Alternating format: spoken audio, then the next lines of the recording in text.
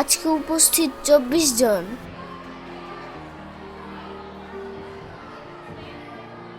থাক, পরে হাত ধুবো, এখন আগে খেয়ে নেই।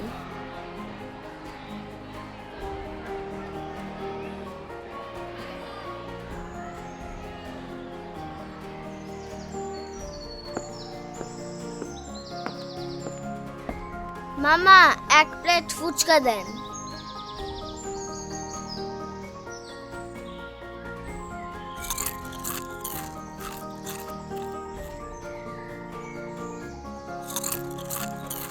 মামা, পানি দেন। ওই যে খোলা পানি আছে।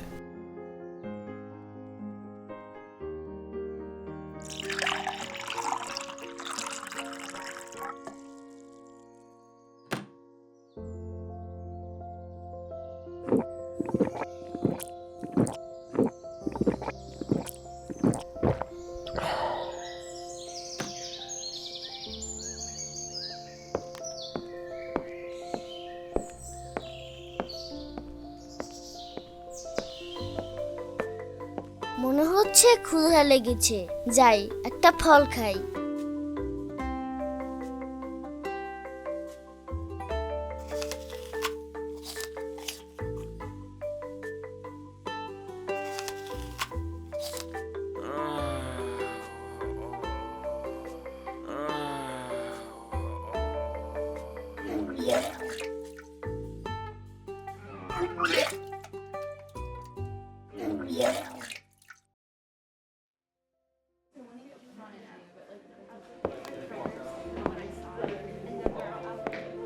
সজীব, তোমাকে বেশ দুর্বল দেখাচ্ছে।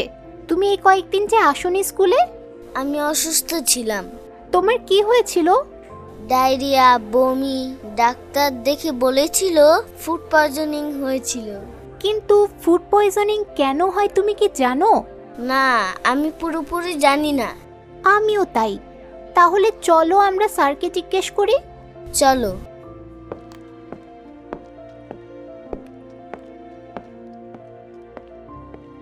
স্যার, শুভ সকাল। শুভ সকাল মিলি। স্যার, সজীবের ফুড পয়জনিং হয়েছিল, যার কারণে ও বেশ কিছুদিন স্কুলে আসতে পারেনি। এখনও দুর্বল। কিন্তু স্যার, ফুড পয়জনিং হয় কেন? কি কারণে? খুবই ভালো প্রশ্ন মিলি। ফুড পয়জনিং হয় অনিরাপদ খাদ্য গ্রহণ করলে। নিরাপদ খাদ্য গ্রহণ নিশ্চিত করার জন্য আমরা কি করতে পারি স্যার? খাবার গ্রহণের আগে পানি ও সাবান ব্যবহার করে হাত পরিষ্কার করে নিতে হবে। আমরা দৈনন্দিন অনেক কাজ করি, অনেক জিনিসপত্র ছুঁই। এতে আমাদের হাত বিভিন্ন জীবাণুর সংস্পর্শে আসে। সেই জীবাণু পেটে গেলে ফুড পয়জনিংয়ের মতো রোগ হতে পারে। ফলমূল বা যে সমস্ত খাবার কাঁচা খাওয়া যায়, সেসব খাবার খাওয়ার আগে নিরাপদ পানি দিয়ে ভালো করে ধুয়ে নিতে হবে। কখনো কাঁচা খাবারের সাথে রান্না খাবার এবং ফলমূল একসাথে রাখা যাবে না। এতে কাঁচা খাবার থেকে রান্না খাবারের জীবাণুর সংক্রমণ ঘটতে পারে। বাসি, পচা এবং মেয়াদ উত্তীর্ণ খাদ্য গ্রহণ থেকে বিরত থাকতে হবে, কারণ মেয়াদ উত্তীর্ণ খাদ্য স্বাস্থ্যের জন্য ক্ষতিকর।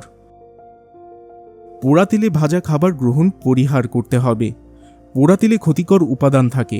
পোড়া তেল জটিল হৃদরোগ সহ বিভিন্ন রোগ সৃষ্টি করতে পারে। প্রিন্ট বা লেখাযুক্ত কাগজ যেমন লিফলেট, পেপার, বইয়ের পৃষ্ঠাতে পরিবেশিত খাবার খাওয়া উচিত নয়। কাগজের ব্যবহৃত কালি কিডনি রোগ সহ অন্যান্য জটিল রোগ সৃষ্টি করতে পারে।